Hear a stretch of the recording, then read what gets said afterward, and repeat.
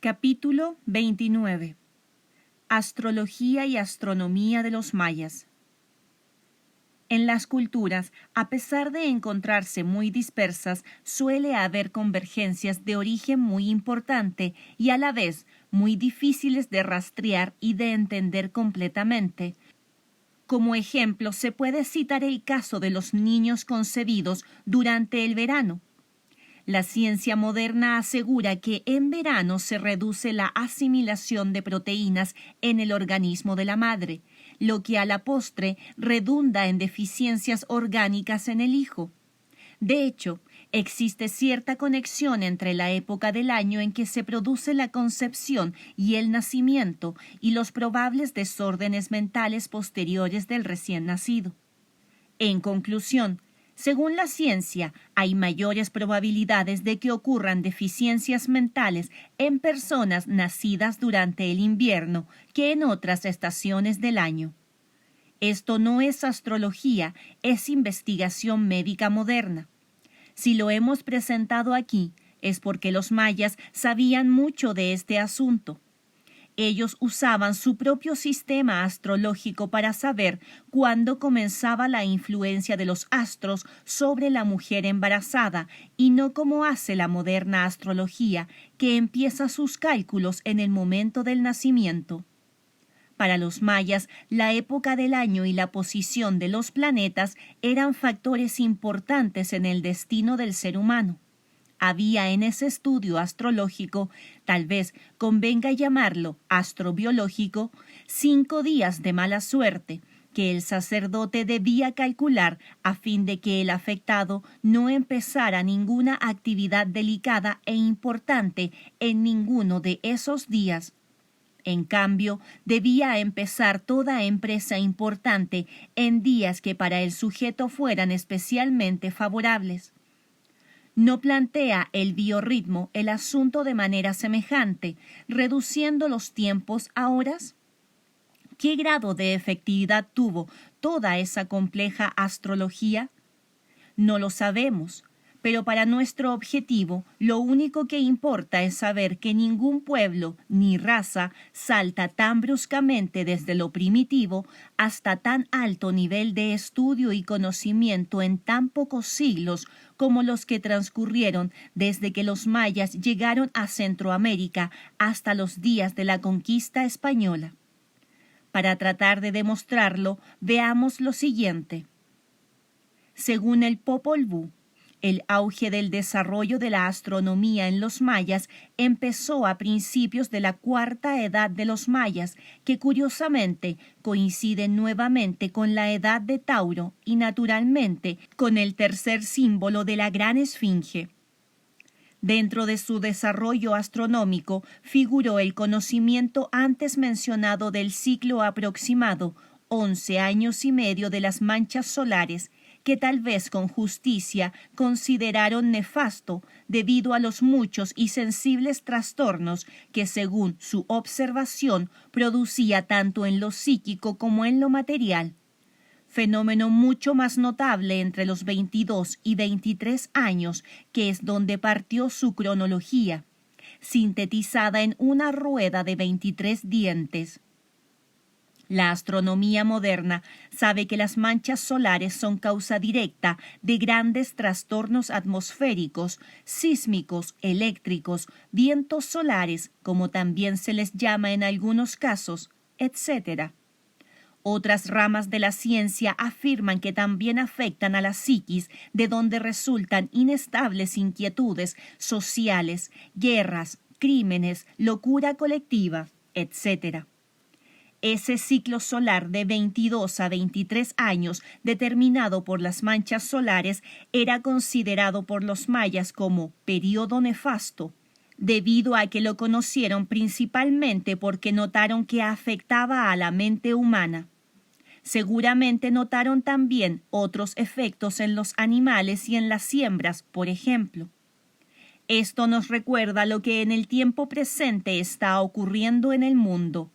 Estamos viviendo notables desequilibrios, descomposición social y decadencia o degeneración de todos los valores morales. En verdad, no se sabe la razón de todo este desbarajuste, cuyo origen podría estar en el Sol o en algún otro fenómeno cósmico todavía desconocido. Frente a este lamentable panorama, la pregunta lógica sería: ¿hasta qué grado el ser humano es en realidad responsable de su actual autodestrucción? ¿No será que estamos pasando por algo así como lo que los mayas llamaron periodo nefasto? Es probable. De hecho, nuestros trastornos no son solamente físicos, sino básicamente mentales y psíquicos.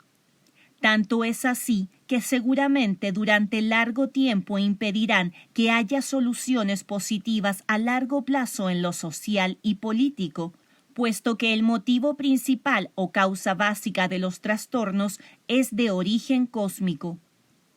Al hablar del periodo nefasto de los mayas, implícitamente estamos hablando de las manchas solares. Estas, entre otros fenómenos, producen lo que se conoce como viento solar, que según los medios científicos consiste en átomos de materia solar proyectados por la actividad eruptiva de las manchas solares. De estos átomos, los que llegan a nuestro planeta crean problemas eléctricos en la atmósfera, de tal manera que un incremento de las manchas solares viene a significar una sobreelectrización de nuestra atmósfera. Es de suponer que el ser humano, aunque no se dé cuenta, siempre lo sufre sin identificar el origen.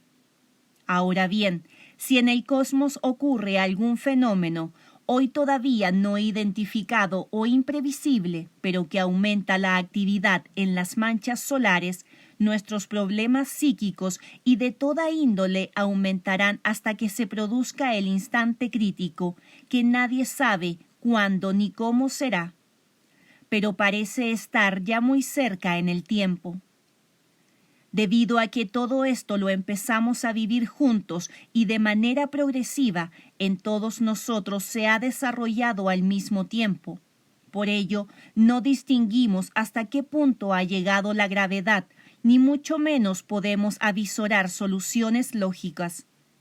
¿Es el ser humano el único responsable de todos estos desaguisados que tanto nos están afectando? Entenderlo así sería darnos una importancia universal que de ninguna manera tenemos. Antes bien, todo parece obedecer a una mecánica celeste a la que no se le puede atribuir intención de premio ni de castigo. Si cada 11 años y fracción hay un mínimo de esto que se está diciendo y mucho más cada 22, 23 años, ¿no será que existen ciclos mucho mayores en los que las consecuencias sean también mayores? Y si nada sabemos de nuestro presente, ¿estaremos preparados para el futuro cercano? Capítulo 30. Los ovnis. Es de suponer que los fenómenos de que antes se ha hablado no sean solo casualidades, sino que debe de haber algo que está afectando al ser humano y a nuestro planeta Tierra por igual.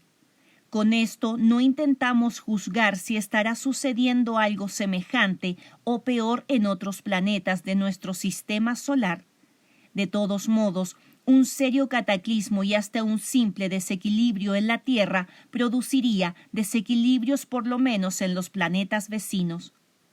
Esto vendría a explicar de manera lógica la presencia de los llamados ovnis, pues en tal caso se trataría de investigadores que quieren saber cómo se están desarrollando los acontecimientos naturales, no solamente en nuestro mundo, sino en todo el sistema. Pensando de esta manera, es obvio que nuestros problemas sociales, políticos morbosos, etc., carecen de importancia para esos viajeros del espacio. Un símil puede darnos ideas claras. Cuando en alguna región hay manifestaciones que sugieren la probable aparición de un volcán, el caso del Krakatoa en el siglo pasado, muchos investigadores viajan desde muy lejos para ir a estudiar el proceso del fenómeno. haciendo caso omiso de los asuntos propios de los nativos. A su vez, para los nativos, esos investigadores vienen a ser extraños, intrusos cargados de cajas y aparatos misteriosos que no entienden y que hasta les producen miedo. Algo semejante debe de estar sucediendo en estos momentos. Puede haber síntomas de una gigantesca catástrofe, pero no los distinguimos porque nos hemos ido habituando a ellos a la vez que hemos ido perdiendo el miedo a lo desconocido, así como la facultad de asombro. Por eso no entendemos lo que esos seres superinteligentes y con una técnica mucho más avanzada que la nuestra andan haciendo en nuestro cielo. Por lo que a ellos se refiere, seguramente que nada les importan nuestros problemas humanos de terrícolas, ni los entendemos a ellos o no. Los seres extraterrestres. El tema de los extraterrestres ha encontrado resistencia en el medio científico, debido a que se exige definirlo de manera exclusivamente objetiva dentro de las dimensiones que nos son conocidas. Sucede que estamos minusvalorando a esos seres, juzgándolos con nuestra mentalidad agresiva y conquistadora. Ni siquiera se nos ha ocurrido pensar en una especie de intervención espiritual por su parte. Pero ahora que la electrónica está avanzando tan aceleradamente que va dejando rezagados hasta a los interesados en el asunto, resulta que ya varios científicos han encontrado que, mediante el uso de aparatos muy especiales, es posible identificar lo que siempre se ha concebido como alma o espíritu. Estos términos empiezan a entenderse como unidades de energía que, sin aislarse ni dejar de pertenecer a la energía universal, sin embargo, de alguna manera todavía desconocida, se han individualizado, es decir, se manifiestan de esa manera en cada ser humano. El profesor Ferrer de la Universidad de Londres ha recurrido a procedimientos tan altamente científicos como lo son las matemáticas, a fin de intentar entender el desarrollo de la geofísica, de la astronomía y de la astrofísica. Con estos elementos ha podido formular la teoría que dice que el plasma, como cuarto estado de la materia, consiste en una mezcla de iones, electrones y partículas neutras que gravitan en el campo magnético universal. De esta manera ha llegado a las ecuaciones básicas que explican el plasma en la magnetodinámica, teorías y matemáticas que resultan ser indispensables para el entendimiento de la astrofísica y de la geofísica. Pues bien, dentro de las disciplinas esotéricas se ha denominado el alma plasma, y a su proyección en el caso de las materializaciones se la ha llamado ectoplasma, palabras estas mal aplicadas al fenómeno, según se ha dicho desde un principio. Ahora, por otros medios y razones, ofrecen notable coincidencia, como más adelante se podrá comprobar. En todas estas investigaciones han colaborado científicos de mucho renombre, miembros importantes de academias y de centros astrofísicos y astronómicos a escala mundial. En el transcurso de dichas investigaciones se han encontrado pruebas que demuestran la existencia verdadera de campos magnéticos galácticos que se mueven en un ambiente de hidrógeno neutro, el cual al difundirse en plasma cósmico resulta ser similar a las estructuras que el profesor Ferrer ha observado por medio del microscopio. Todo esto le ha conducido a establecer plena analogía entre las células biológicas, o sea, el plasma sanguíneo, y la estructura de las galaxias. Por inducción, podemos entender que de la misma manera se puede clasificar el alma y al espíritu. La misma energía universal que organiza, mueve y anima a las galaxias, organiza, mueve y anima el cuerpo físico de cada ser humano, muy probablemente usando al espíritu o alma como conductor. No cabe duda de que la sabiduría antigua fue muy grande, pues ya desde Hermes Trismegisto se dijo, como es arriba, es abajo.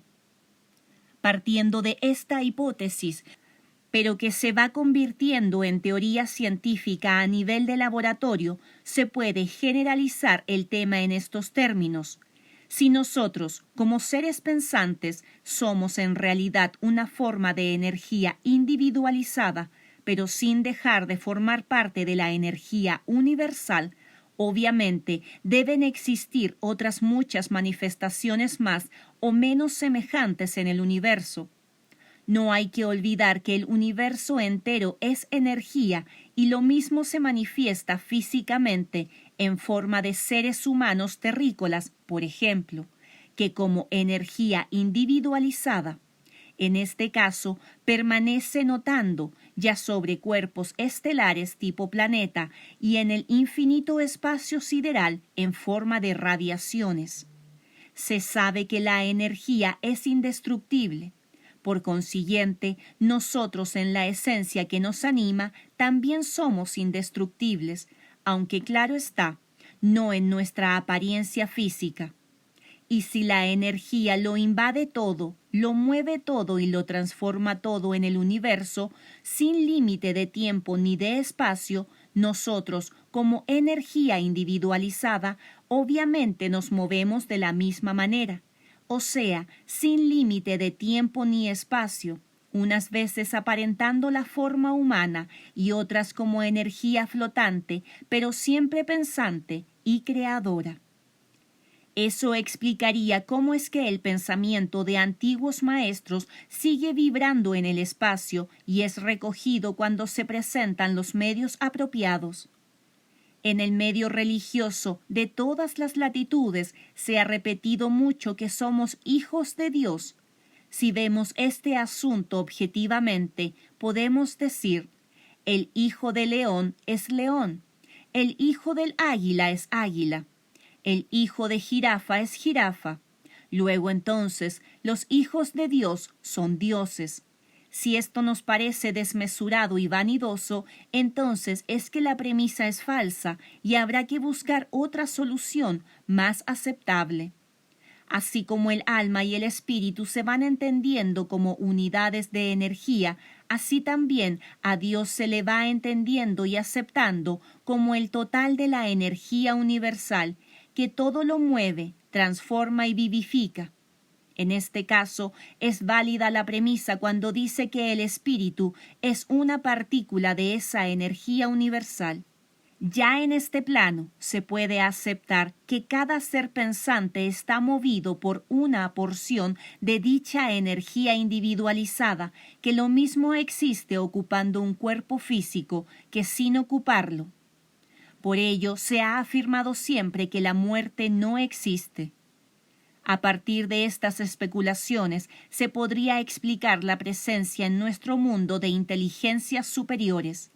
Unas veces las llamamos extraterrestres, otras veces se manifiestan física y objetivamente o de otras maneras diversas, como por ejemplo a través de la telepatía.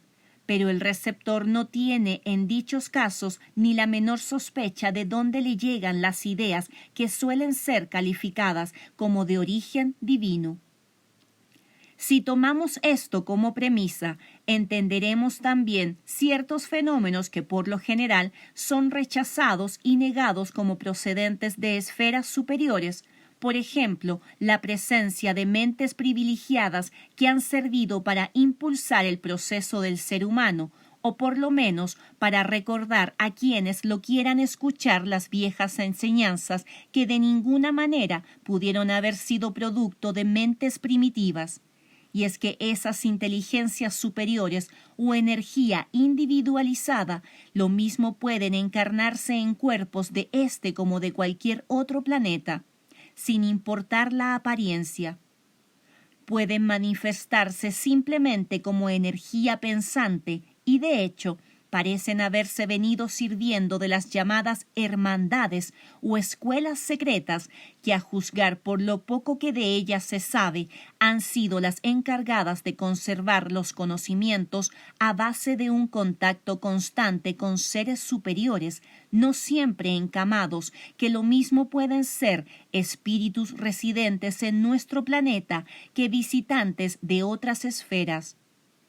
Existen en nuestros días varias sociedades y escuelas más o menos secretas, cuyos nombres por conocidos no es necesario mencionar y que hacen arrancar sus tradiciones desde época muy antigua.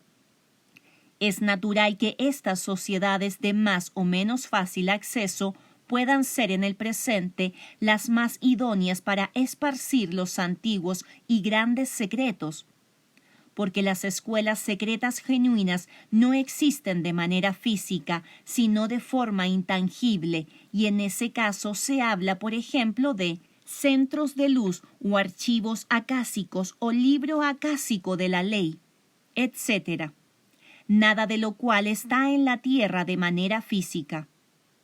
A pesar de lo dicho, desde muy antiguo ha vibrado en los centros ocultistas el nombre de una escuela hermética que muchos consideran como un mito, pues sin dar la cara ni abrir sus puertas a indiscretos, ni hacer alarde ni ostentación, siempre ha dado a conocer su presencia y misión, que ha sido y sigue siendo la de preparar la forma para todo el mundo, para lo cual han venido a avalares y maestros.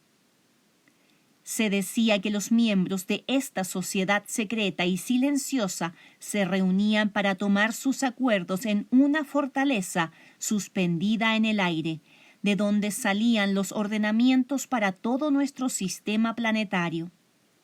Ahora que ya entendemos algo relativo a los platillos voladores, lo que se consideraba un mito parece tener todas las probabilidades de realidad, no solamente en otro tiempo, sino aún en la actualidad. Obsérvese que se hablaba de esto ya hace muchos siglos antes de que se supiera nada de nuestro sistema planetario. Por ello, en esa época no era posible entender la idea y por eso se le colgó la etiqueta de mito. Respecto a dicha sociedad secreta, se pueden expresar las más contradictorias opiniones. De todos modos, ¿no coincide acaso con el fenómeno ovni según lo entendemos? Si unidades de energía no precisamente terrícolas se encarnan en nuestro planeta, ¿no vienen a ser extraterrestres para nuestra manera de razonar? Y si eso sucede, se supone que llegan ya preparados para recibir sus semejantes toda clase de mensajes y fenómenos, ideas, instrucciones, etc., por medio de varios procedimientos como la intuición, la inducción, la inspiración, la telepatía, los sueños, y para ellos, ¿qué de extraordinario puede tener el encontrarse con viejos paisanos?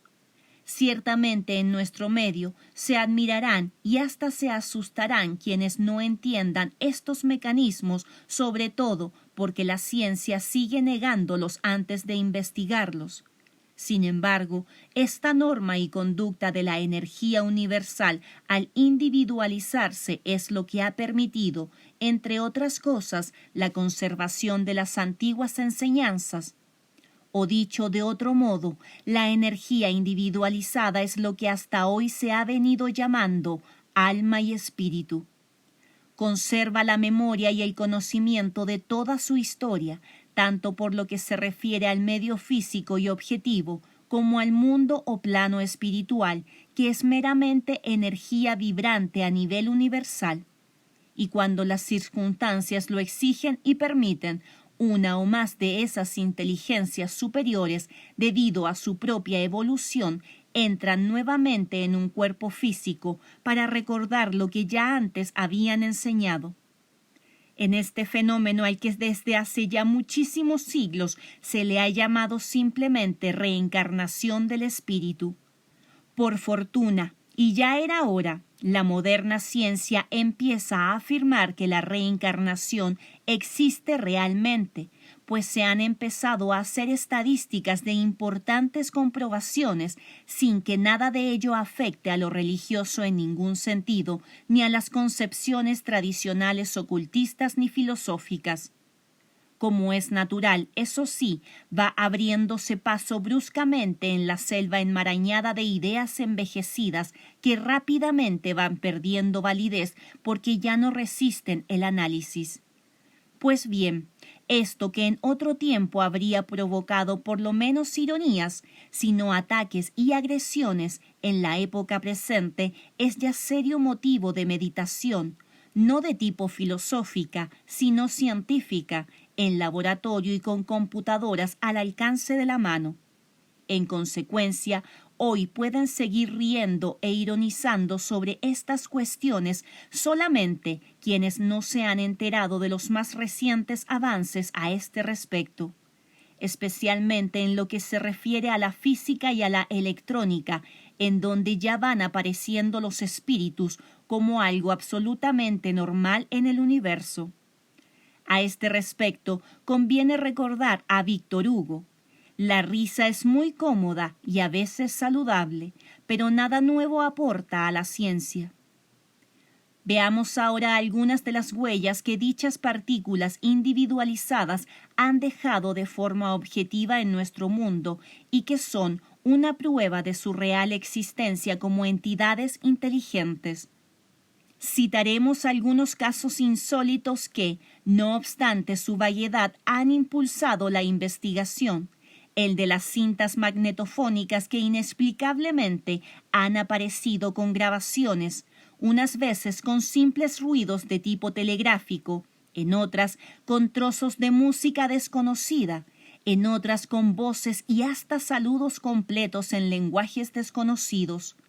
Esto les ha sucedido a pilotos aviadores en pleno vuelo. Se ha registrado en estaciones de radio y televisión y hasta en pequeños magnetófonos de uso común.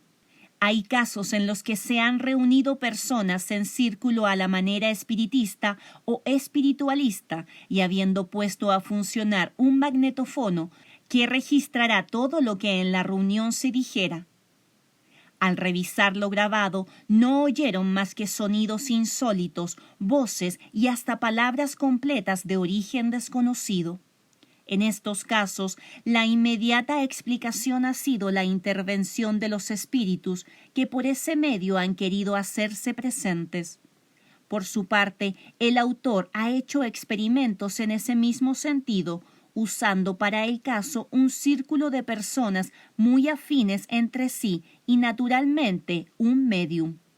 Se ha puesto en el centro del círculo un cassette común y corriente con cinta magnetofónica y virgen, preparado para grabar, pero sin usar el micrófono y con el volumen a cero, de suerte que la cinta no pudiera recibir señales en forma normal. Los resultados de estos experimentos no deben esperarse al primer intento. En una de las reuniones se habían puesto 2 grabadoras en el centro de la sala, igualmente preparadas, y al final el resultado fue: una de las 2 se descompuso. El técnico que posteriormente la revisó no pudo encontrar la razón de la avería y la máquina volvió a funcionar normalmente. En la otra grabadora apareció un ruido suave y persistente, como el ronroneo de un gato, y a continuación algo así como palabras que hubieran sido grabadas a mucho mayor velocidad. Es preciso repetir que, aunque la investigación está todavía en sus comienzos, ya permite suponer que lo que siempre se ha entendido como espíritu es en realidad una partícula de energía presente e individualizada que a veces se manifiesta animando un cuerpo físico con forma humana y otras flotando en el espacio en el plano o nivel de su propia naturaleza. Algunos médicos que trabajan la acupuntura médica suponen que los llamados meridianos eléctricos en el ser humano son en realidad una manifestación plena de la energía individualizada de la que venimos hablando.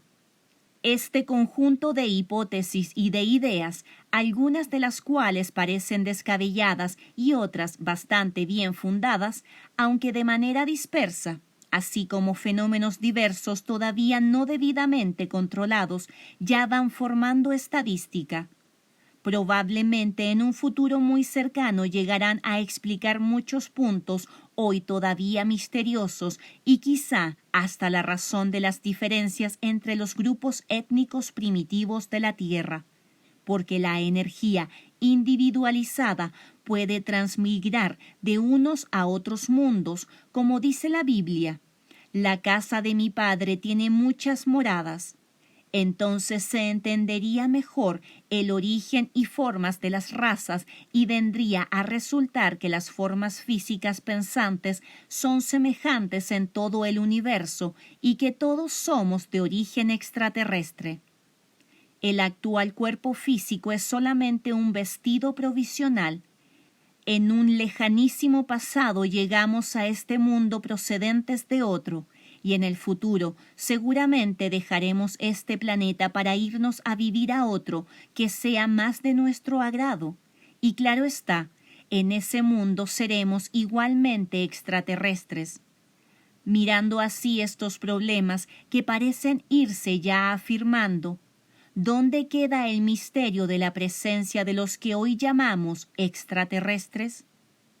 Lo único que debería admirarnos es el gigantesco avance técnico que les permite viajar interestelarmente a velocidades de la cuarta dimensión y ya no como unidades de energía invisible, sino físicamente al alcance de nuestros 5 sentidos y de nuestro grado de inteligencia.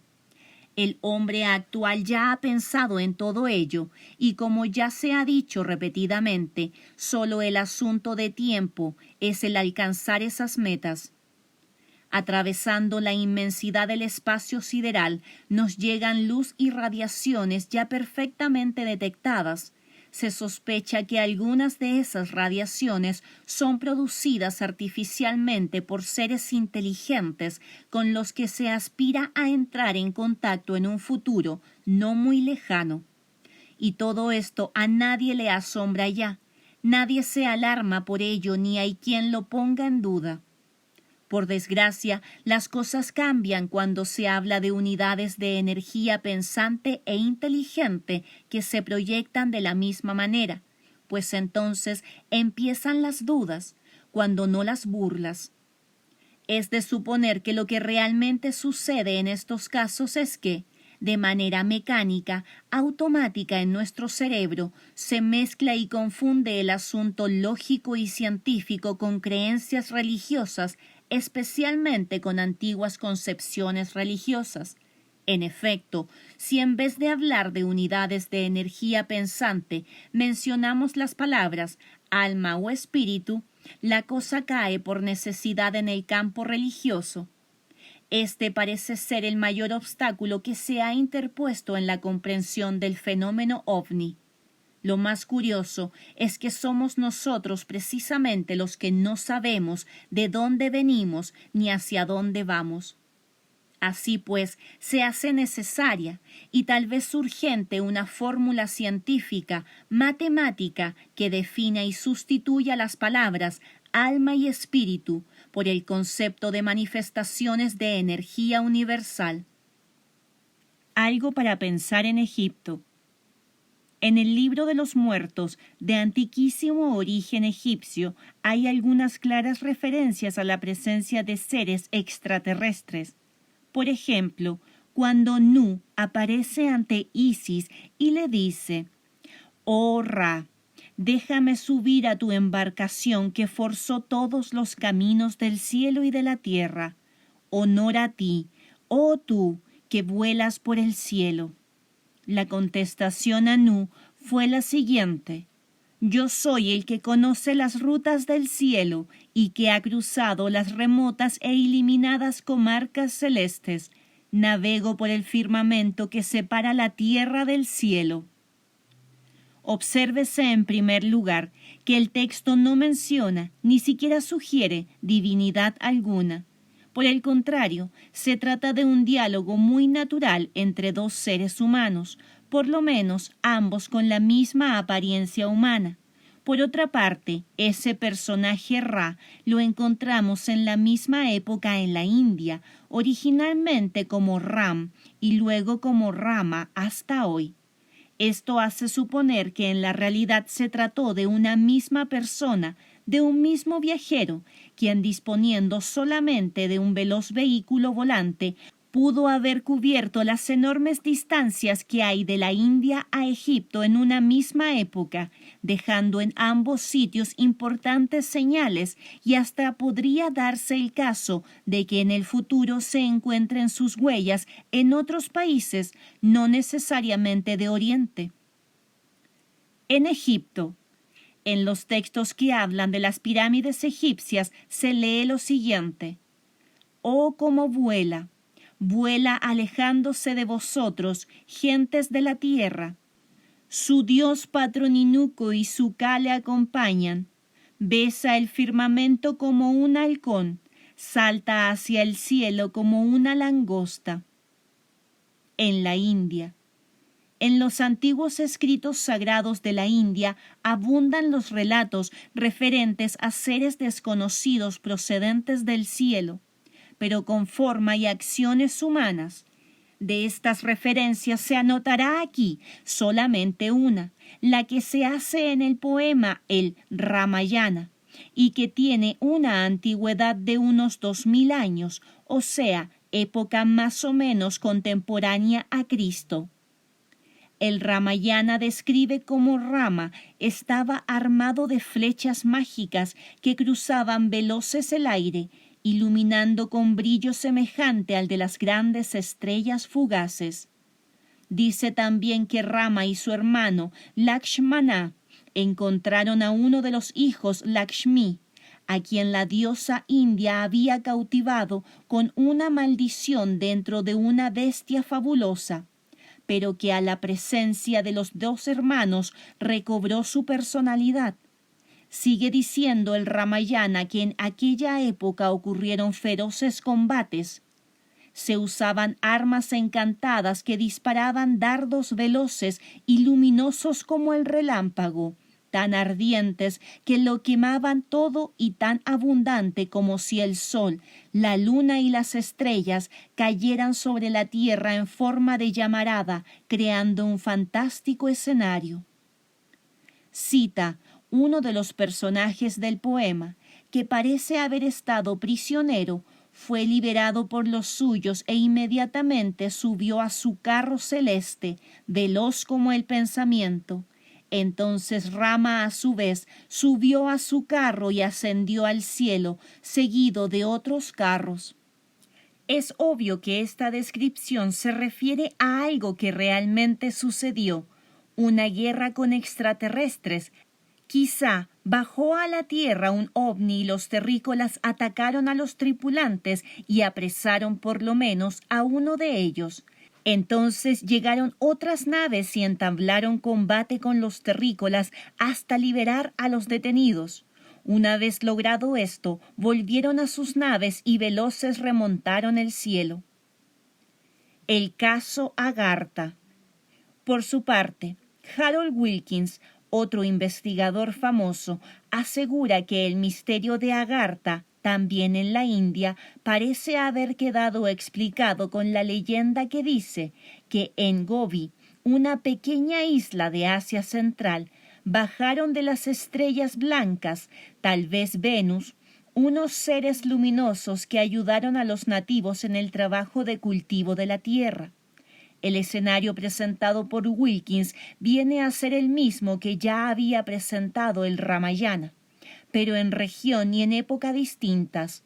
Probablemente hubo un largo periodo en el que abundaron las visitas que suponemos estuvieron sujetas a un programa de trabajo, naturalmente ideado fuera de nuestro mundo. El rollo de Lamec. Existe un documento conocido como texto de Qumran en el rollo de Lamec, que fue un personaje bíblico. Según el relato, Sucedió que Lamec estuvo ausente de su hogar durante largo tiempo, seguramente más de un año. Al regresar a él, se encontró con que su esposa había dado a luz un hijo que no se parecía a nadie de la familia. Era completamente distinto y, a lo que parece, muy hermoso. Como es natural, Lamec, no obstante, del polígamo, exigió explicaciones a la esposa, quien aseguró que no era hijo de ningún extranjero, aunque dejando en duda si era o no hijo de alguno de los hijos del cielo, quienes por esos días parece que convivían normalmente con el pueblo. Lamec, inconforme, se aconsejó con su padre Matusalén, quien, incapaz de decidir, pidió opinión a Enoc, el cual, al igual que Lamec, supuso que se trataba de un hijo de alguno de los hijos del cielo, y así se dio por terminado el asunto, puesto que eso resultaba muy honroso. Pusieron al niño por nombre Noé. Con el tiempo, Noé se convirtió virtualmente en padre del pueblo hebreo a consecuencia del diluvio. A juzgar por este relato, que si no está precisamente en la Biblia, corresponde a episodios bíblicos. Resulta que los hebreos, por lo menos a media sangre, son descendientes de extraterrestres. Pero si eso fue posible, naturalmente se debió a que genéticamente había compatibilidad, es decir, que la otra media sangre a su vez tuvo su origen en extraterrestres. Ahora bien, si los hebreos fisiológicamente nunca han sido distintos del resto de la humanidad, es porque la humanidad es toda extraterrestre, con domicilio provisional en la tierra.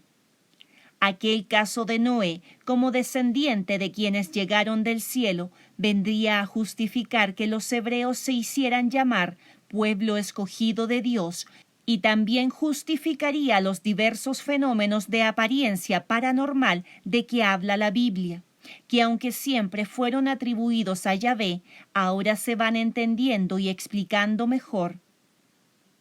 En Sumeria, otros muchos pueblos antiguos tuvieron la misma idea de haber sido escogidos por Dios para la realización de algo importante. Justificadamente podemos pensar que, si no es en todos los casos, por lo menos en algunos de ellos, en los sumerios, por ejemplo, ocurrió el mismo fenómeno, en el sentido de que viajeros del cielo tuvieron hijos con terrícolas. En Corea, Asia. En época antigua, los pueblos no pudieron explicarse a sí mismos la realidad de su origen. Le daban forma de leyendas que siempre los conectaban con la máxima divinidad, atribuyéndose de esa manera un origen divino y un destino mesiánico. En Corea, el ser divino que dio vida a ese pueblo fue Tangun, quien, según la leyenda, descendió del firmamento hace unos 4.500 años. Algunos autores señalan 5.000. Este dato coincide en la fecha con la epopeya sumeria, con la llegada a Egipto de Menes, el primer faraón, con la presencia de Krishna en la India y tal vez con la llegada de algunos de los pueblos a América, como los olmecas o los mayas.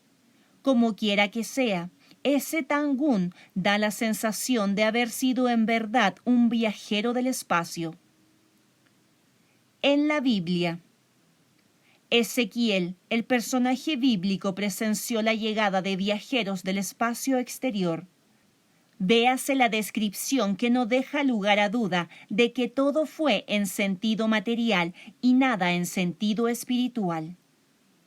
Ezequiel 1:4-21. Y miré, y he aquí que un viento tempestuoso venía del Aquilón, norte, una gran nube con fuego envolvente, y en derredor suyo un resplandor, y en medio del fuego una cosa que parecía como de ámbar, y en medio de ella figura de 4 animales, y este era su parecer. Había en ellos semejanzas de hombres, y cada uno tenía 4 rostros y 4 alas. Y los pies de ellos eran derechos, y la planta de sus pies como la planta del pie del becerro, y centelleaban a manera de bronce muy bruñido. Y bajo sus alas, a sus 4 lados, tenían manos de hombre, y sus rostros y sus alas por los 4 lados. Con las alas se juntaban el uno al otro. No se volvían cuando andaban. Cada uno caminaba en derecho de su rostro, y la figura de sus rostros era rostro de hombre y rostro de león a la parte derecha en los 4, y a la izquierda rostro de buey en los 4. Asimismo, había en los 4 rostro de águila. Tales eran sus rostros y tenían sus alas extendidas por encima, cada uno 2, los cuales se juntaban, y las otras 2 cubrían sus cuerpos. Y cada uno caminaba en derecho de su rostro, hacia donde el espíritu era que anduviesen andaban. Cuando andaban, no se volvían. Cuanto a la semejanza de los animales, su parecer era como de carbones de fuego encendidos, como parecer de hachones encendidos, discurría entre los animales, y el fuego resplandecía, y del fuego salían relámpagos. Y los animales corrían y tornaban a semejanza de relámpagos. Y estando yo mirando los animales, he aquí una rueda en la tierra junto a los animales, a sus 4 caras. Y el parecer de las ruedas y su obra semejaba al color del topacio. Y las 4 tenían una misma semejanza, su apariencia y su obra como rueda en medio de rueda. Cuando andaban, se movían sobre sus 4 costados, no se volvían cuando andaban, y sus cercos eran altos y espantosos, y llenos de ojos alrededor en las 4. Y cuando los animales andaban, las ruedas andaban junto con ellos, y cuando los animales se levantaban de la tierra, las ruedas se levantaban. Hacia donde el espíritu, vida e inteligencia, era que anduviesen, andaban. Hacia donde era espíritu que anduviesen, las ruedas también se levantaban tras ellos. Porque el espíritu de los animales estaba en las ruedas. Cuando ellos andaban, andaban ellas, y cuando ellos se paraban, se paraban ellas.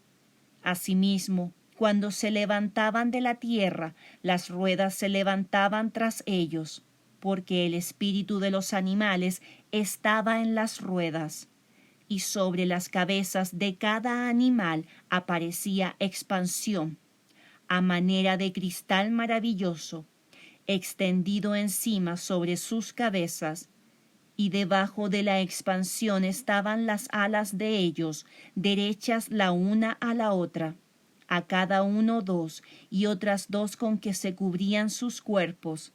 Y oí el sonido de sus alas cuando andaban como sonido de muchas aguas, como la voz del Omnipotente, como ruido de muchedumbre, como la voz de un ejército. Cuando se paraban, aflojaban sus alas, y cuando se paraban y aflojaban sus alas, oíase voz de arriba de la expansión que había sobre sus cabezas. El relato de la Biblia sigue, pero creemos que con los versículos transcritos será suficiente para que el lector se convenza de lo que Ezequiel vio fueron seres humanos viajeros del espacio, procedentes de otros planetas. Como es natural, estaban vestidos apropiadamente para la atmósfera terrestre, naturalmente distinta de la de su mundo de origen, pero además iban equipados con máquinas individuales que les permitían moverse a voluntad y hacerse oír fuera de sus escafandras. Modernas investigaciones. El investigador soviético Alexander Kazastev asegura haber encontrado huellas suficientes para poder afirmar que, en tiempos ya muy lejanos vinieron a la Tierra seres inteligentes hoy conocidos como extraterrestres. Según Kazantsev, vinieron a ilustrar a los terrícolas en labores diversas, particularmente las de campo, para la producción de alimentos.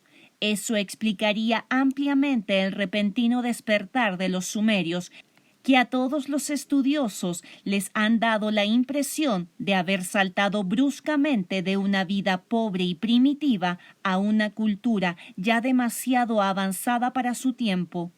Como en este libro se repite varias veces, el mismo investigador Kazantsev afirma que la Tierra, a juzgar por los resultados de la astronomía moderna, es aún muy joven. Añade que su edad es insuficiente para que en ella se hubiesen desarrollado normalmente las formas de vida animal, vegetal y humana hasta el punto en que hoy las conocemos. Este desarrollo es muy lento y evoluciona además de manera paulatina, no a saltos como ha sucedido con la historia en la vida en todas sus formas sobre la Tierra. Esto hace pensar a dicho autor que muy probablemente el ser humano vivió el primer principio de su vida y evolución en otro planeta mucho más viejo que la Tierra, de donde pasó a otro mundo superior, quizá el que hoy habitamos. Habría dejado la forma animal en su planeta de origen y se instaló en la Tierra ya como un ser pensante, aunque primitivo, y con apariencia apropiada para el medio en que se encontró. Esta hipótesis de origen científico tal vez explique el porqué de no haberse encontrado todavía lo que hace años dio en llamarse el eslabón perdido. O sea, el paso natural de evolución del animal irracional al hombre ya racional, aunque primitivo. Y es que tal vez no existió nunca en la Tierra ese paso o eslabón, según Kazantsev. Concluyendo, nuestro autor dice que, según su manera de pensar, el ser humano en realidad está en la Tierra solamente como visitante de paso, y que al llegar a cierto grado de su evolución necesariamente habrá que pasar a otro mundo, a otro planeta, tan físico como el nuestro, aunque con sus propias características. Este planteamiento se refiere totalmente al aspecto material, físico y objetivo, es decir, a las formas visibles, aunque no explica cómo pudieron haber llegado aquellos primeros ejemplares humanos en su forma humana. Suponemos que en la mente de este pensador vibra la idea de que, si el ser humano está animado por energía individualizada, le hace espíritu, entonces la explicación es sencilla, pues allí donde llegue con esa energía volverá a organizar una y otra vez la forma que ya antes le permitió manifestarse. Esto nos conduce a la optimista conclusión de que si los planetas son perecederos, la energía no lo es.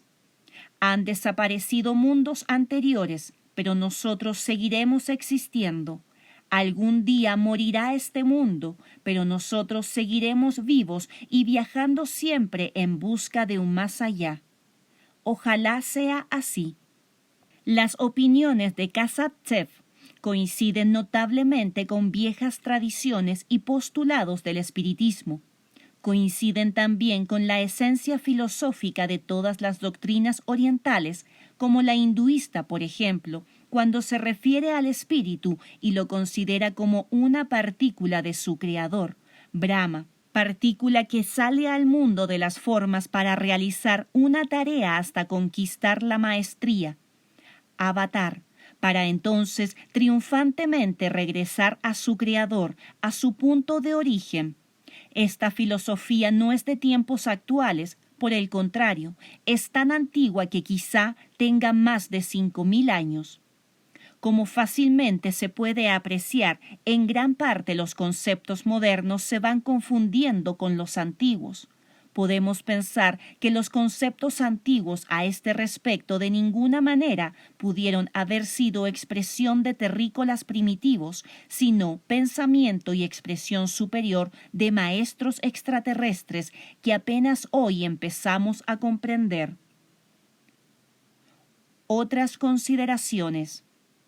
Consideremos ahora el ya muy conocido y plenamente aceptado fenómeno de la telepatía. Si nosotros podemos practicarla, aunque todavía con muchas deficiencias, sobre todo por falta de educación apropiada, ¿qué razón puede haber para que las unidades de energía o viajeros del espacio no la puedan ejercitar y hasta con mucha mayor experiencia y eficacia? Veamos este asunto en el nivel en que en estos momentos se encuentra en nuestro planeta. Se ha venido repitiendo con frecuencia en los medios astronáuticos de varios países, particularmente en Estados Unidos y Rusia, que la telepatía podría llegar a ser el más eficaz medio de comunicación interespacial, en los casos de fallos mecánicos o por interferencia de la Luna, de algún planeta o de otro imprevisible fenómeno estelar. En un artículo publicado en AUSIA se subraya la importancia y atención que la ciencia debe conceder a la telepatía a fin de resolver lo más pronto posible los naturales problemas que se crearán al cruzar las enormes distancias que ya se están planeando y en aparatos que ya se están diseñando. Se piensa así debido a que las ondas eléctricas han sufrido serias interferencias en los experimentos realizados, mientras que la proyección del pensamiento, la telepatía, no parece verse afectada ni sufrir interferencias, ni siquiera bajo los hielos polares en la región ártica. Esto ha hecho suponer que para la telepatía no existe el espacio-tiempo, al menos como hasta hoy se le ha entendido. Se trata, pues, de una dimensión distinta. Es sobradamente conocido que tanto los norteamericanos como los rusos están trabajando intensamente en esta área, tratando de encontrar la técnica apropiada para lograr el rápido desarrollo de la telepatía. Como casos concretos se pueden citar las experiencias realizadas por la tripulación del Apolo 11 y la del Apolo 14, esta última en febrero de 1971, en la que el astronauta Edgar Mitchell, tripulante del Apolo 14, realizó cerca de 150 experimentos de telepatía con el psíquico y telépata Olaf Johnson, ingeniero sueco residente en Chicago. Estos y otros muchos experimentos semejantes demuestran que la energía que anima el ser humano corresponde a una dimensión distinta de las ya conocidas y que no obedece al concepto espacio-tiempo como ya antes se dijo, hipótesis que por cierto viene a ser la misma que se refiere al espíritu dentro de las doctrinas ocultistas. Y hablando de espíritus, resultan interesantes los experimentos realizados en Japón y en México, que han consistido en la reunión de muchas personas afines entre sí, pero a la manera espiritista, para invocar la presencia de fuerzas superiores. Hasta hace pocos años eran entidades como espirituales, pero hoy se van aceptando como extraterrestres, pues se han dado casos en que han aparecido en el espacio algunos platillos voladores que, aunque no hayan aterrizado o por lo menos no sabemos que lo hayan hecho, parecen haber querido demostrar que recibieron y entendieron la llamada, presentándose brevemente para dejar constancia de su presencia y lo que suponemos un saludo fraternal. Si han dado tantas muestras de su existencia sin habernos perjudicado nunca, será porque tienen interés en que nos acostumbremos a ellos, preparando el encuentro que se producirá cuando establezcamos contacto directo. Podemos estar seguros que eso no ocurrirá sobre la corteza terrestre, en la que ellos corren gran peligro, sino que será en alguno de nuestros vuelos espaciales en un futuro cercano. Abundando en el tema, se sabe, al menos parcialmente, que los geólogos chinos encontraron hace algunos años en la región montañosa de Bayan Kara Ula más de 700 discos aparentemente de piedra o simplemente petrificados. Contienen un alto porcentaje de cobalto y tenían símbolos grabados, tal vez jeroglíficos, pero colocados en progresión espiral del centro hacia la periferia. Estudiando el sitio en que fueron encontrados, resultaron tener una antigüedad de 10 a 12.000 años. En un principio se les supuso de origen religioso tibetano antiguo, pensando que habrían contenido oraciones a la manera de las grandes ruedas de oraciones que hoy todavía se usan en los lamasterios. Pero un paciente trabajo de investigación, según el profesor Sum Nyui, dio como resultado que esos signos grabados son una escritura muy antigua, que habla de viajeros y naves espaciales que descendieron a la Tierra hace 10 o 12.000 años. Un detalle muy importante es que, mientras se estaban investigando dichos discos, estos produjeron pulsaciones eléctricas que, aunque muy débiles, revelan que alguna vez formaron parte de algún complejo eléctrico. Cabe pensar que son algo así como las cintas magnetofónicas usadas en las computadoras. Esos símbolos tal vez sirvieron para ser proyectados al espacio exterior o para manejar naves de manera automática. Para confirmar lo dicho, en la misma región se han encontrado tumbas de hace 12.000 años que contenían restos de cuerpos humanos adultos de baja estatura y de cabeza grande. Recuérdese que los mayas en América son de las mismas características. Por otra parte, existen en algunas regiones de China leyendas que dicen que, en tiempos muy remotos, bajaron del cielo hombres enanos de rostro amarillo y gran cabeza. Estas leyendas siempre se habían tomado como una manera de explicar el origen del pueblo chino. Hoy parece ser otra la realidad. Los 10 o 12.000 años revelados por los repetidos discos y por los restos humanos vienen a coincidir admirablemente en el tiempo con lo señalado con el zodíaco de Dendera.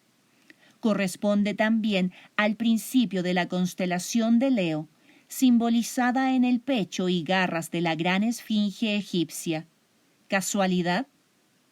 ¿Qué sucedería en el mundo en esa lejana época de hace unos 12.000 años, cuando aparece con tanta frecuencia en los símbolos, en las indicaciones astronómicas antiguas, en las tradiciones, en los mitos, en los viajeros y naves espaciales? Capítulo 31. Líneas finales. Dijimos al principio de este libro que, a medida que se investiga sobre este tema tan complejo, se van encontrando huellas que obligan a meditar profundamente. Todo hace suponer que desde muy antiguo alguien vino a estudiar el mundo tierra para conocer sus posibilidades de vida, como quien quiere comprar una propiedad rural para trabajar y vivir en ella. Luego aparece una zona ideal, un verdadero paraíso, propicio para que la vida se desenvuelva sin muchos tropiezos y finalmente se produce una especie de distribución de la tierra habitable. Este escenario que aparece sin tiempo sugiere que ese alguien quiso garantizar la vida de su propia simiente. Aunque todo esto parezca exagerado, hay motivos para preguntarse si en el inmenso universo, según ha visto la ciencia, todo se mueve a ritmo y en perfecta armonía, ¿por qué la vida humana habría de quedar al garete en manos tan infantiles como primitivas? Si todo lo existente, visible o invisible, padece a las leyes inmutables, ¿iba a desarrollarse la vida humana en el caos? Cuando desde lo alto de una montaña, con serenidad en la mente y paz en el corazón, se contempla en panorámica a nuestro pequeño mundo y la vida que en él se ha desarrollado a lo largo de las edades, da la sensación de que ciertamente somos como niños en una guardería infantil, limitados por vastos horizontes de los que muchos quisieran escapar, y sin embargo temen hacerlo, porque han encadenado sus pensamientos al incierto presente en que juegan, ríen, lloran y sufren, sin distinguir que son dueños de su libertad de pensar y que sus ataduras son artificiales, que el pensamiento es la facultad de volar sobre todo obstáculo, tanto hacia el lejano pasado como hacia el infinito porvenir. En esta guardería infantil en que vivimos se halla también el cuerpo docente, los maestros catedráticos y naturalmente los vigilantes. No los vemos o no queremos verlos, pero están ahí, al otro lado de esos vastos horizontes. Será suficiente que rompamos los eslabones que nos encadenan a los tabúes y al miedo a lo desconocido para que podamos verlos. Estos maestros se nos han manifestado de muchas maneras a lo largo de la historia, pero ¿los hemos entendido? A unos los hemos envenenado para acallar sus voces porque nos asustaban, a otros los hemos crucificado o asesinado de mala manera para evitar que sus luces rompieran las tinieblas y el miedo que nos invade. Y a otros los hemos deidificado y luego adorado después de haberlos sacrificado, tal vez para acallar la voz de nuestra conciencia y disminuir nuestros remordimientos. Somos todavía niños que lamentablemente estamos manejando juguetes peligrosos sin tener la más insignificante idea del peligro en que estamos ni de lo que sucederá mañana. No tenemos cabal idea de lo que significa el eterno futuro de nuestra vida, no la de carne, sino la del espíritu, manifestación de la energía que mueve al universo. Sí, muchos maestros a lo largo de los milenios han intentado hacernos reflexionar sobre nuestra manera de vivir en sociedad. Nos han querido hacer pensar en el punto cero de la conducta como deslinde del bien y del mal, de la justicia y de la injusticia, del pasado y del futuro, ya que si para el ser humano después de la muerte el futuro no existe, entonces el pasado carece de significado y de valor. Pero si no existe el pasado antes de nacer ni el futuro después de morir, ¿qué sentido tiene lo que mal llamamos vida del presente? La vida, ¿no es entonces una estupidez de la naturaleza? Si lo es, entonces mejor es vivir la vida durmiendo, vegetando, y en realidad cuando dormimos es cuando envejecemos, para despertar un día arrastrando barbas polvorosas por el tiempo y al vernos así reflexionar que ni el haber vivido ni dormido sirvió a nadie de nada, que si hubo goces y sufrimientos nada valieron, que si hubo amor u odio de nada sirvió ni a nada condujo. Cuando la reflexión tiene como premisa la no existencia del espíritu, conduce al caos y a la anarquía mental. El espíritu es, en el peor de los casos, un estímulo para vivir, una esperanza, quizá una quimera a la que tenemos derecho en esta dolorosa vida, que huele a pólvora y hiede a sangre coagulada. Algunos de los grandes maestros han salido de las escuelas iniciáticas antes de manifestarse al mundo. Hablemos un poco de esas escuelas que tanto valieron y tanto hicieron en su labor callada. Las sociedades secretas místicas, esotéricas, iniciáticas, etc., nacieron como consecuencia de la necesidad de conservar los conocimientos adquiridos, algunos considerados como misterios, que después se habrán perdido o corrompido al pasar al dominio público. Muchos de esos misteriosos conocimientos tal vez no fueron logros propios de terrícolas, sino recibidos del exterior e interpretados como regalos de dioses. Isis en Egipto y Ceres en Grecia fueron ejemplos de cómo los sacerdotes de los respectivos cultos guardaban absoluto silencio y secreto en derredor de los misterios que se les encomendaban. La indiscreción en esos casos era castigada con la muerte. El esoterismo moderno se ha alejado mucho de las antiguas escuelas iniciáticas debido a la amplia divulgación de los logros científicos. Por eso, en el esoterismo moderno va quedando solamente un anhelo de superación hacia lo espiritual. Este anhelo consiste en lograr un equilibrio razonable entre lo material, en ese medio vivimos, y lo espiritual, lo que nos anima y da vida. La tarea consiste en llegar al gran equilibrio de ambos valores. Por desgracia, la humanidad, hablando en términos generales y con las naturales excepciones, no está preparada todavía para recibir ciertos conocimientos y hacer en su mente los cambios correspondientes. Con facilidad se alarma cuando choca cualquier nueva idea con su vieja formación ideológica oficial, por más equivocada que pueda estar. Por ejemplo, ¿cómo reaccionarían las personas de mentalidad religiosa cuando se les diga que el espíritu es meramente energía individualizada, originada y alimentada por el centro de nuestra galaxia? En lo que se refiere a las sociedades secretas iniciáticas, ha habido muchos intentos de explicarlas, tarea sumamente difícil, si es que se quiere llegar a la verdad, simplemente porque los iniciados nunca hablan de ello. No obstante, algo se desprendió de los muros y el público se enteró. Por ejemplo, el boletín Gesellige Schafur Interplanetarik, en su editorial de julio-agosto de 1963, dice: existe en la Tierra un mito que se adaptaría a los propósitos espaciales, bajo cuya influencia podría dar resultado el reclutamiento de ayudantes.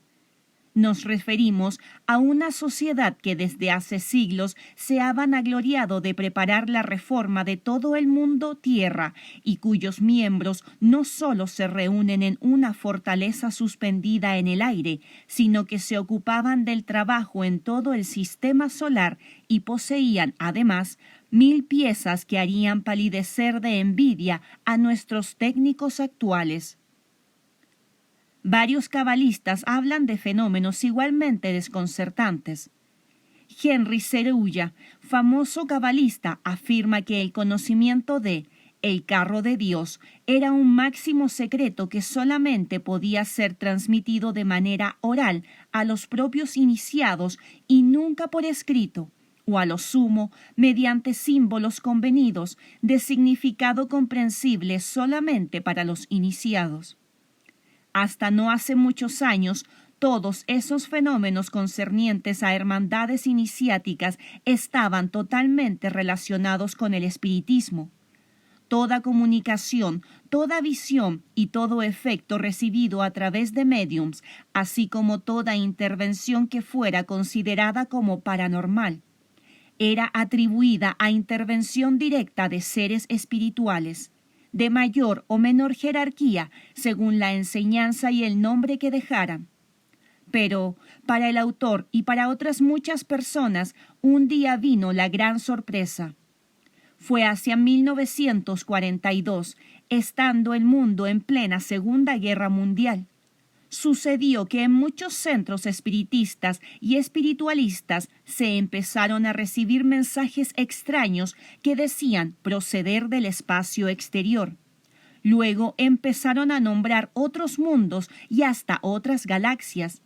Había en el pueblo de Tacuba, México, DF, un círculo espiritista en el que semana tras semana se producían materializaciones y en algunos casos hasta voz directa, pero siempre de espíritus terrícolas. Pues bien, allí también llegaron a materializarse esos mismos seres que se decían procedentes de otros mundos, y los nombres eran sumamente raros y hasta difíciles de pronunciar. La verdad es que en ese entonces nadie entendió de qué se trataba. Decían, por ejemplo, somos viajeros del espacio, venimos de un mundo de Orión, estamos tratando de ayudar al terrícola en estos momentos difíciles y angustiosos. Expresiones semejantes, agregando siempre palabras de amor y fraternidad, fueron repetidas en círculos diversos, en alguno de los cuales estuvo presente el autor y hasta llegó a entablar diálogo, incluyendo el caso de las materializaciones. La idea dominante en esa época era que todo lo parapsicológico paranormal, metapsíquico o metafísico era de origen absolutamente espiritual, o sea, de intervención directa de espíritus. Y así se creyó en todos los casos que se trataba de espíritus originarios de otros mundos o galaxias, pues nadie entendía que fuera posible la creación de naves mecánicas capaces de cruzar los infinitos espacios siderales. Cuando el autor, dudoso, decidió investigar el asunto, conversó con astrónomos importantes en México, comentando la posibilidad de que aparatos mecánicos fueran capaces de viajar interplanetariamente. Como es natural, se ironizó sobre el caso y recibió siempre, en cada conversación, una rotunda negativa, ya que las matemáticas demostraban que esos viajes no eran factibles. No obstante tan autorizadas opiniones, 15 años después fue lanzado el primer satélite ruso, el Sputnik, que vino a abrir las rutas del espacio. Varios años después fueron vistos los primeros platillos voladores. Con justicia es lícito pensar que aquellos primeros mensajes fueron telepáticos o de alguna otra índole todavía desconocida para nosotros, pero que fueron empleados para comunicarse con los terrícolas y de esta manera comenzar a anunciar su ya próxima visita en forma física. ¿No es esto inquietante? Es una realidad que las hermandades secretas han recibido desde muy antiguo esta clase de mensajes y visitas invisibles. De todos modos, siempre se han diferenciado, según se trate de espíritus terrícolas desencarnados, a los que por lo general siempre se les ha llamado maestros o de viajeros del espacio, a los que siempre se les ha llamado simplemente ellos. Actualmente, hasta en el recinto más modesto en que se presente este fenómeno mediúmico, los asistentes distinguen fácilmente cuando se trata de un espíritu terrícola desencarnado o encarnado, y cuando es un efecto producido, quizá telepáticamente, por un viajero extraterrestre, cuya base de operación ellos mismos suelen mencionar. Negar esta realidad demuestra simplemente que no se ha estudiado el asunto con una mente libre de tabúes. La risa, que en estos casos es muy frecuente, se usa para ocultar las cadenas mentales. A juzgar por los sucesos modernos mencionados y otros de los que no se habla, pero que son muy conocidos, se llega a la conclusión de que los terrícolas, desde siempre, sabiéndolo o no, negándolo o aceptándolo, hemos estado en contacto con ellos. A los médiums especializados en el caso se les viene llamando en la actualidad contactos, y quienes suelen hablar de sí mismos en este sentido dicen: ya estoy contactado. Esto se va escuchando cada día con mayor frecuencia, aunque en muchos de los casos tales contactos no resistan ningún análisis por terrestre de personas que solamente andan buscando ventajas personales. Como regla general, quienes en verdad son contactados nunca lo dicen, como siempre sucedió con los verdaderos iniciados. Al hablar de seres extraterrestres se pueden hacer algunas consideraciones importantes. Por ejemplo, que el número 9 es dominante en la construcción de los llamados ovni. Efectivamente, varios autores han repetido que hace varios años cayó en Nuevo México, Estados Unidos, un ovni, y aunque no sepamos lo destruido que haya quedado, Se sabe que toda la construcción de dicho aparato se basa en el número 9 como factor de medida. Tenía de ancho 99,99 pies.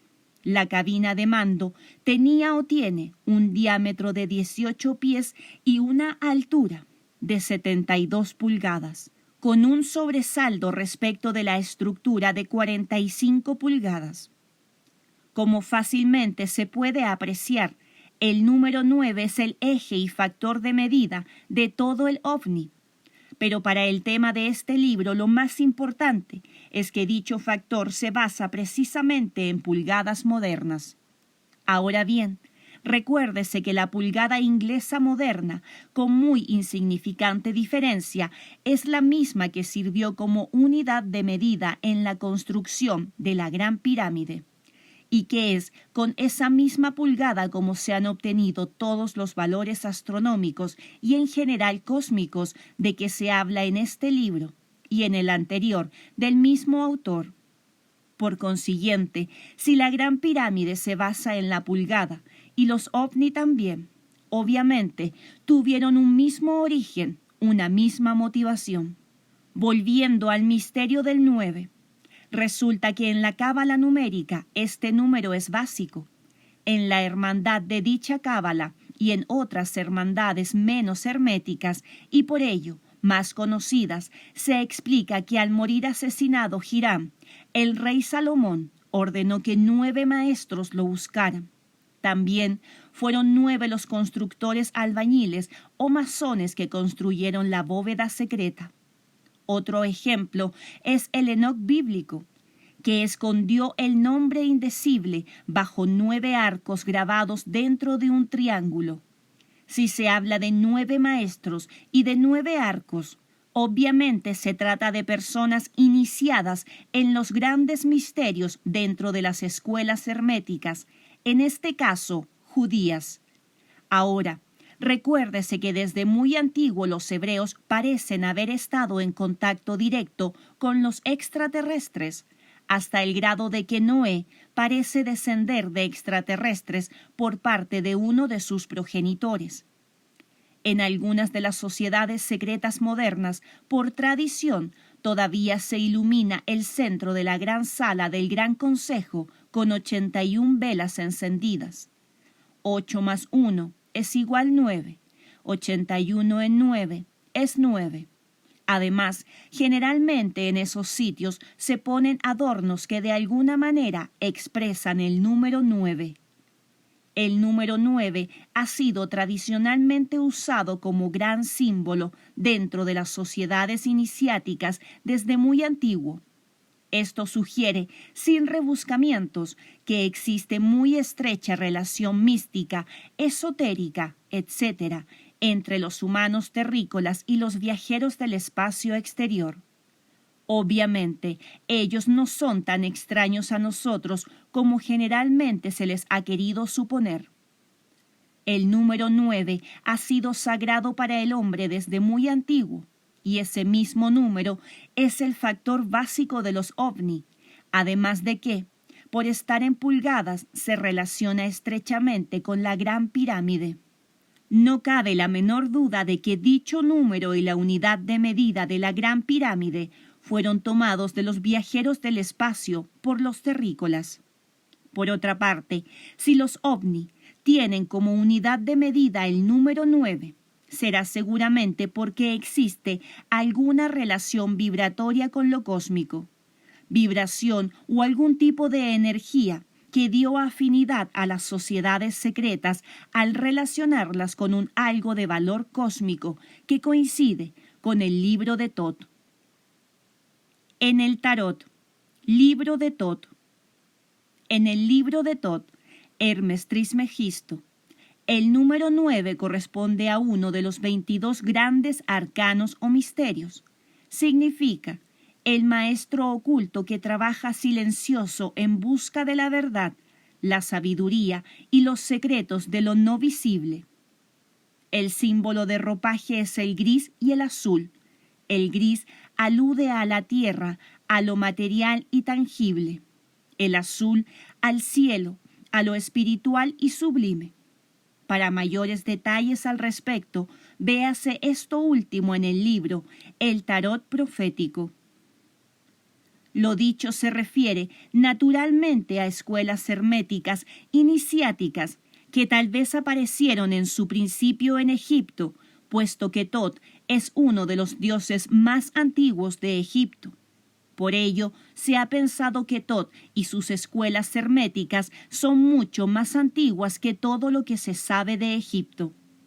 Las sociedades secretas iniciáticas no fueron jamás, ni lo son hoy, privilegio de algún pueblo o raza en particular, pues las ha habido en todos los pueblos que alguna vez manifestaron un avance notable. En India fue un personaje llamado Krishna quien fundó ese mismo modelo de sociedad, dejando a su vez una filosofía que sigue vigente hasta nuestros días. Después, en los días del emperador Ashoka, existió la escuela hermética llamada de los 9 desconocidos. Todas esas escuelas herméticas antiguas han tenido tradicionalmente como común denominador el número 9. En algunas de ellas simboliza al ser humano, que para llegar a ser, o sea, nacer, tiene que pasar por 9 ciclos. En la construcción de las antiguas catedrales europeas se usó mucho el número 9 como factor de medida, tal vez más que nada por su tradición de número sagrado, pues se lo consideraba el último de los números sagrados superiores. Amable lector, aquí termina este libro, pero no el tema. Fin.